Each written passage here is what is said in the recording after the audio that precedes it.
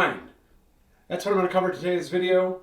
My name is Tim. I'm from Elma Wine and Liquor. Thanks for tuning in to our YouTube channel. Today I am going to dive into the world of port. Sweet, usually red wine you may have heard of, you may have seen it, you may have even tried it. Very common at restaurants, especially nicer restaurants, as an after-dinner offering. Port wine is that kind of just sweet, rich, very high alcohol wine. It is made with red grape wine, usually. There are some white ports out there, but very rare. And then it is added to it is a grape spirit, so a liquor, at some point during the fermentation, which stops the fermentation because it kills the yeast. So it leaves some of that sugar in from the grapes, but it also adds that extra boost of alcohol.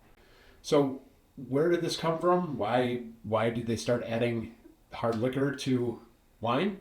Essentially, it was because in the 15th century, wine was becoming very popular in the United Kingdom, and they were not really well suited for growing wine grapes. More grown in Southern Europe, France, Spain, Portugal. Portugal, being on the ocean, especially in the town of Porto, was shipping a lot of wine to the UK. Unfortunately, back then, it took quite a long time to get from Porto up to the UK and then to get those barrels to wherever they were going. So a lot of the wine spoiled. It got over-oxidized, it was sloshing around, it got too hot in the ships in the summer months.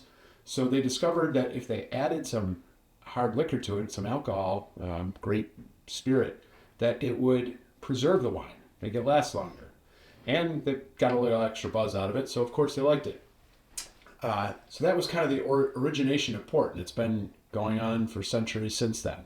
So they take that fermenting grape red wine and then stop that process with the addition of grape spirits. What grapes can be used for port? Really, any of the red grapes that are grown in Portugal. There's over 80 different varieties that are used in ports that we know of today. Portugal has a crazy number of grapes that I'm not even going to attempt to try to start pronouncing right now, especially off the top of my head. But there are a wide variety of them. Touriga Nacional is one that you may have heard of. It's very popular for port. So, what are the different styles of port? You may have heard of Tawny port. You may have seen some ports with numbers on them. Basically, as a starting point, we have a ruby port. This is a fruitier style port that is usually made in stainless steel or cement casks, not oak, so it doesn't get that richness from the oak flavors. It's a little bit lighter, it's a little bit fruitier, can be enjoyed really all year round, but especially in the summertime. If you're cooking with port, you don't want that overly harsh or overly woody texture from an aged or tawny port, then a ruby port is a good option for you. I've seen it used in cocktails as well because it doesn't overpower other ingredients. Then we move into tawny ports. So tawny port, as opposed to a ruby port, is aged in oak barrels. So that natural oak allows oxygen to pass in and out at a small rate, producing some oxidization. The oak adds some flavor, some tannins, some structure to the port as it's aging.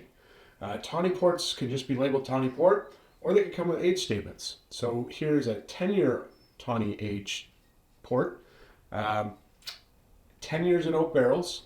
It will retain some of its fruitiness, but it will start to degrade that fruitiness a little bit, adding some layers of nuttiness and a little bit heartier texture to it.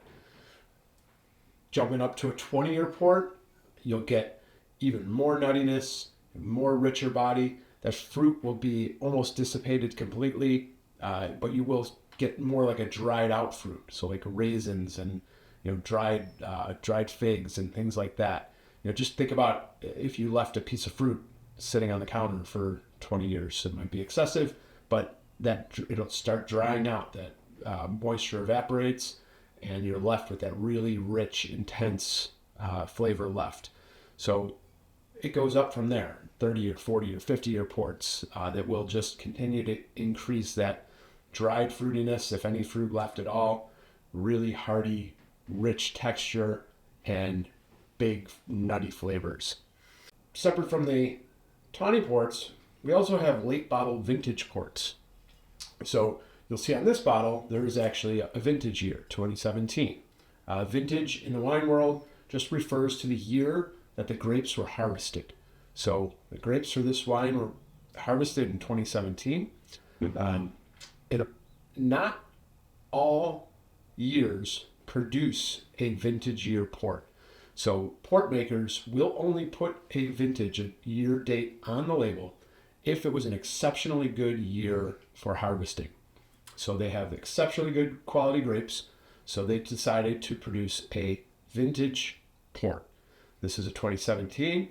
It will spend 5 to 7 years in oak barrels, so not as rich and hearty as the 10-year Tawnies, because they want to showcase some of the qualities of that awesome harvest that they had. So the grapes don't lose as much of their fruit and flavor. They retain more of that even after they've been fortified with the grape spirits. And it'll showcase, it'll be a little bit richer and heavier than a ruby port, but it won't be quite as rich and heavy as a 10-year Tawny port. But you know that when you see a year on the bottle, that the winemaker thought that that was an exceptional quality harvest that year, that they decided to make a late bottle vintage port. When to enjoy ports? Really anytime. As I mentioned, those rubies are a little bit lighter, kind of sip on them all year round. The Tawnies and the late bottles, because they're a little bit richer, the nuttiness, sometimes a little spicy, are really great to sip on in the fall and the winter months, especially after dinner, as I mentioned at the beginning. A lot of times you'll see them on dessert menus at restaurants as a little small pour. Sip on it neat, no ice, but they sometimes should have a slight chill to them.